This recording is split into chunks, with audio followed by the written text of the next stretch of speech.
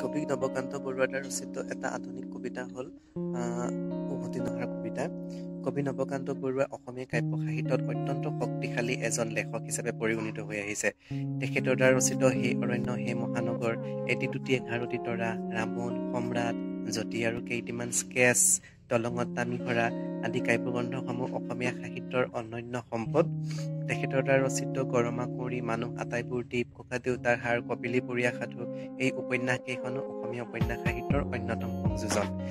এই ককা দেউতাৰ হাৰ নামৰ যিখন উপন্যাস, সেইখনৰ বাবে তেখেতে সাহিত্য অকাডেমী বঁটাও লাভ কৰিবলৈ সক্ষম হৈছিল। উভতি নহাৰ কবিতাটো তেখেতৰ দ্বাৰা ৰচিত এটা আধুনিক কবিতা। ইয়াত আধুনিক কবিৰ মনৰ পৰিচয় পোৱা যায়। এই আধুনিকতা প্ৰকাশ পাইছে তেখেতৰ পুনৰ জন্মত অবিশ্বাসৰ জৰিয়তে।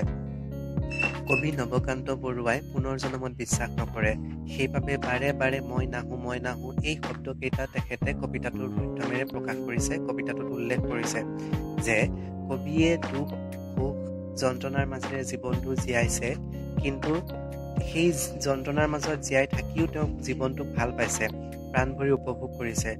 অথচ এই কথাও সমান্তৰালভাৱে তেওঁ জানে বা ক'ব বিচাৰিছে যে তেওঁ কেতিয়াও পৃথিৱীলৈ উভতি নাহে। তেওঁ যে জীৱনটোক জীয়াইছে, আলিৰ কাণৰ জাবৰৰ পৰা বকুল ফুল, অৰ্থাৎ সেই প্ৰতীকী অৰ্থত কৈছে যে বকুল ফুল অৰ্থাৎ সেই জীৱনটো, তেওঁৰ জীৱনটোক যে তেওঁ এবাৰ পালে, সেই বকুল ফুল পৰা পুনৰ তুলি ল'ব নোৱাৰে, অৰ্থাৎ সেই জীৱনটোক পুনৰবাৰ তেওঁ লাভ কৰিব নোৱাৰে। এবাৰেই আহিল আৰু এইবাৰেই তেওঁ মৃত্যু হোৱাৰ পিছত শেষ হৈ পৰিব, সেইবাৰেই শেষ, আৰু তেওঁ পুনৰ উভতি আহিব নোৱাৰে।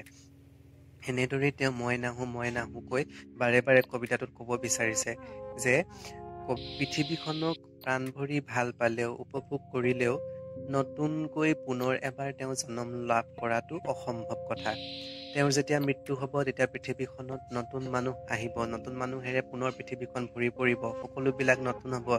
কিন্তু ইতিমধ্যে মৃত্যুবৰণ কৰা কবি তাত কোনো অস্তিত্ব নাথাকিব, কোনো চিনচাম নাথাকিব। অৰ্থাৎ সেই নতুন মানুহখিনিয়ে আকৌ বেলেগ ধৰণে জীৱন নিৰ্বাহ কৰিব, কিন্তু কবিক তাৰ মাজত লাভ কৰিব পৰা নাযাব। অৰ্থাৎ কবিয়ে পুনৰ আকৌ সেই নতুন মানুহখিনিৰ মাজত জীয়াই থাকিবৰ বাবে নতুন জন্ম লাভ কৰিব নোৱাৰে।